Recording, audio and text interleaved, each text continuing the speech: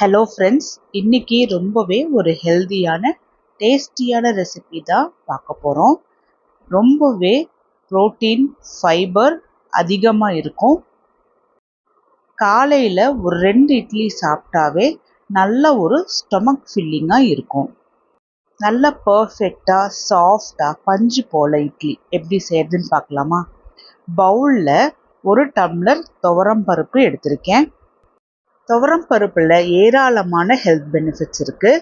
Blood ப்ரெஷரை regulate பண்ணுறதுக்கு, அதிகமான ஃபைபர் இருக்கிறதுனால வெயிட்டையுமே மேனேஜ் பண்ணுறதுக்கு. அதே டம்ளரில் 1 டம்ளர் பாசிப்பருப்பு. பாசிப்பருப்புலேயும் ப்ரோட்டீன்ஸ் ஃபைபர்ஸில் அதிகமாக இருக்கிறதுனால டைஜஷனுக்கு ரொம்பவே ஹெல்ப்ஃபுல்லாக இருக்கும். அதே டம்ளரில் 1 டம்ளர் கடலைப்பருப்பு.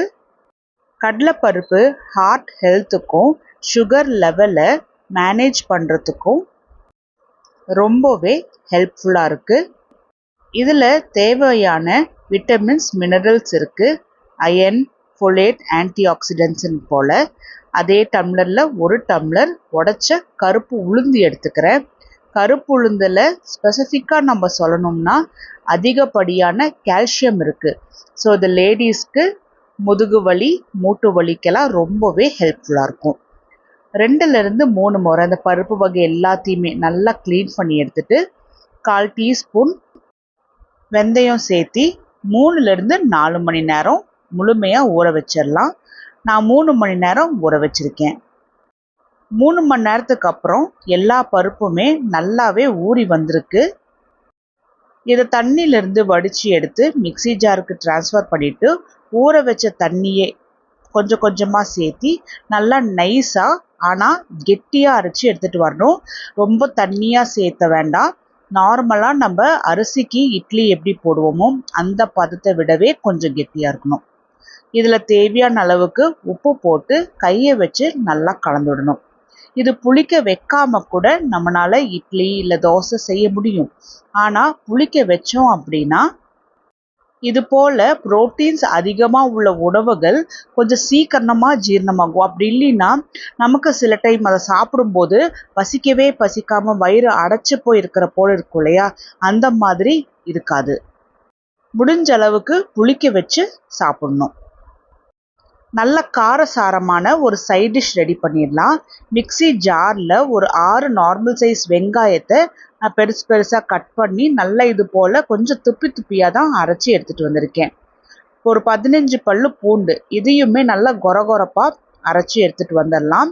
ஒரு 7 நார்மல் சைஸ் தக்காளி இதையுமே கொஞ்சம் பெருசாக கட் பண்ணி இதையுமே நல்லா கொரகொரப்பாக அரைச்சி எடுக்கணும். இது கூடவே தேவையான அளவுக்கு கல்லுப்பு, 1/4 டீஸ்பூன் மஞ்சள், 1/4 டீஸ்பூன் தனி மிளகாய்த்தூள், 1/4 டீஸ்பூன் தனியாத்தூள், 1/4 டீஸ்பூன் ஜீரகத்தூள், 1/4 டீஸ்பூன் பெருங்காயத்தூள். என்னென்ன மசாலா நம்ம தேவையோ அந்த மசாலா எல்லாத்தையுமே சேர்த்தி தண்ணி சேர்த்தாம அரைச்சி நான் எடுத்துகிட்டு வந்திருக்கேன். பாருங்கள், நல்லா இது போல் கொரகொரப்பாக அரைச்சி எடுத்துகிட்டு வந்துக்குங்க. இப்போ உங்கள் வீட்டில் இது போல் கொரகொரப்பாக சாப்பிட மாட்டாங்க அப்படின்னா உங்களுக்கு எந்த பக்குவத்துக்கு வேணுமோ அந்த பக்குவத்துக்கு நீங்கள் அரைச்சி எடுத்துகிட்டு வந்துக்கலாம். நான் எப்போவுமே ஒரே மாதிரியாக சட்னி நம்ம ரெடி பண்ண வேண்டாங்கிறனால கொஞ்சம் டிஃப்ரெண்ட்டாக நம்ம செய்யணும்னு இது போல் நான் டெய்லி செஞ்சு கொடுப்பேன். கடாயில் 1/4 டீஸ்பூன் தேங்காய் எண்ணெய் சேர்த்திட்டு எண்ணெய் சூடான உடனே 1/4 டீஸ்பூன் ஜீரகம், கொஞ்சமாக கருவேப்பிலை, 4 கீத்தல் போட்ட 2 பச்சை மிளகா அதை நல்லா வதக்கி எடுத்துட்டு அரைச்சி வச்சுருந்த வெங்காயமும் பூண்டும் போட்டு மீடியம் டு ஹை ஃப்ளேமில் வச்சு நல்லா கலந்துவிட்டு வெங்காயமும் பூண்டும் எண்ணெயிலே நல்லா வதங்கி வரணும். அது வரைக்கும் நல்லாவே வதக்கி எடுத்துக்கணும். நான் அப்பப்போ நல்லா கலந்துட்டு வெங்காயத்தை நல்லா வதக்கி எடுத்திருக்கேன். இதில் அரைச்சி வச்சுருந்த தக்காளியும் சேர்த்திட்டு மிக்ஸி ஜாரில் கொஞ்சமாக தண்ணியும் சேர்த்தி சட்னியில் ஊற்றிக்கிறேன். உங்களுக்கு சட்னி எந்த பதத்துக்கு வேணுமோ அந்த பதத்துக்கு நீங்கள் தண்ணி சேர்த்திக்கலாம். ஆனால் ரொம்ப தண்ணியாகவும் இருந்தாலுமே டேஸ்ட் இருக்காது. இப்போ இதெல்லாமே நல்லா கலந்துட்டுட்டு உப்பு காரம் எல்லாமே சரி பார்த்துக்குங்க. மூடி வச்சு மீடியம் டு ஹை ஃப்ளேம்லேயே நல்லா கொதிக்க வச்சு எடுத்துடலாம். ஏன்னா வெங்காயம், பூண்டு, தக்காளியோட பச்சை வாசனை எல்லாமே போகணும். இப்போ நல்லாவே பச்சை வாசனை போய் நல்லா கொதிச்சு வந்திருக்கு.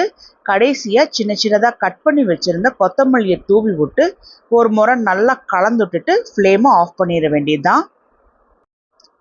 காலையில் மாவுமே நல்லா புளிச்சு வந்திருக்கு.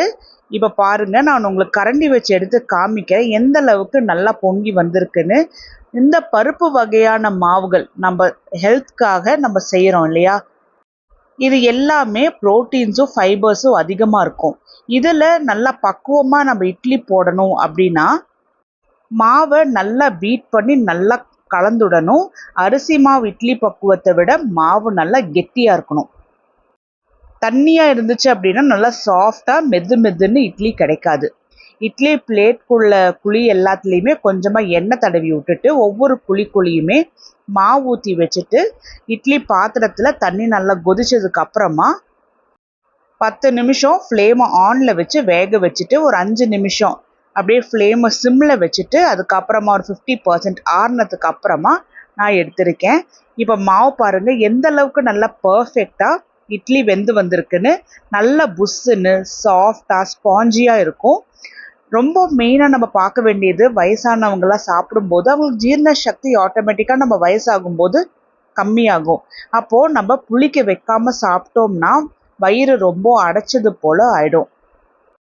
இது போல் நல்லா புளிக்க வச்சு நல்லா கெட்டியாக மாவு வச்சு இது போல் இட்லி போட்டோம்னா நல்லா புசு புசுன்னு பந்து மாதிரி இருக்கும். நல்லா வாயில் போட்டாலுமே மெழுகு போல் கரைஞ்சி போயிடும்.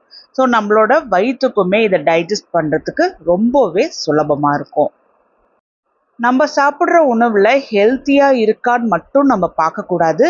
அது நம்ம உடம்புல ஈஸியாகவும் டைஜஸ்ட் ஆகக்கூடியதாகவும் இருக்கணும்.